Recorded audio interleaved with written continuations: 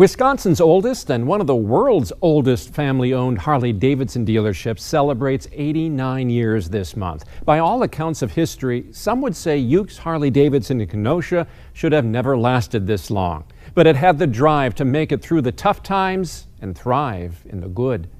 This morning, in our Sunday morning spotlight, Pauline Lee takes a look back at its humble beginnings and the road to a bright future. There it is.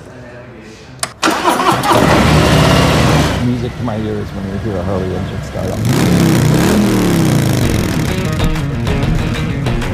At 68 years old, Keith Ulicki still says there's nothing like hopping on a Harley to take the road less traveled.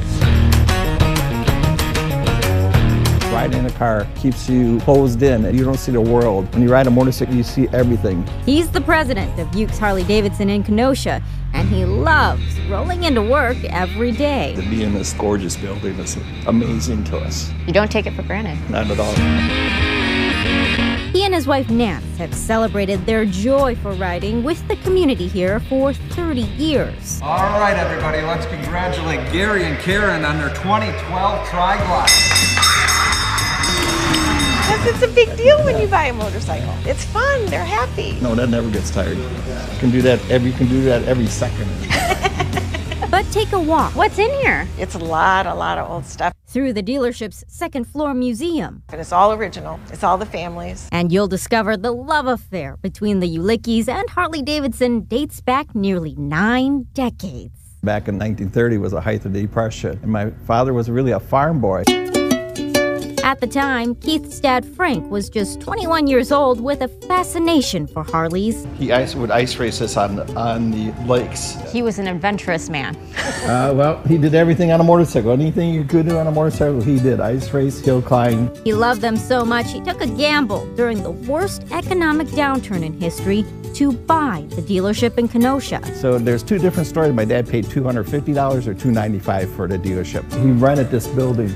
And this is it right here. That's it. That is it. And he wasn't fooling anyone when he welcomed his first customer on April 1st, 1930. He sold a bolt that day, and he took in 4 cents. Nance ended up putting 4 cents on here, and then when people come up here from all over the world, they end up putting up 4 cents now. If you see, it's divided. Oh my gosh. 4 cents, 4 cents, 4 cents. So they know. Yeah. They know. Oh, yeah. Frank later met Keith's mother, Marie, and got married the only way they knew how. And he eloped with my mother on a motorcycle. Together, they scrimped and saved until they had enough to expand. The business was down below, and we lived up above. So an upgrade. Yeah, right. And he owned the building also then. But upgrading 2 wheels to a set of 4 for a family car was out of the question. Growing up, we never had a family car. My mom and dad would sit on the buddy seat of the motorcycle. My brother, my sister, and I myself would sit inside the Boxster, which we called the van. The car in the background is the neighbor's car. That is not our car. But it's cold in Wisconsin. Yeah, it was metal inside, so in the wintertime it was cold. It was not warm. Over the years, they weathered Wisconsin's harsh winters. There was no money coming in, none, absolutely none. Through the wintertime. Not even a fire in 1961 could pump the brakes on the family business. And some of the tanks, if you look really close, are actually singed a little bit. They eventually moved to 22nd Street, where Keith just couldn't stand to stay away. That's my dad pointing at us. We could never even be in a showroom. That's my brother and me. Here we are, he's outside, and we're sitting on motorcycles.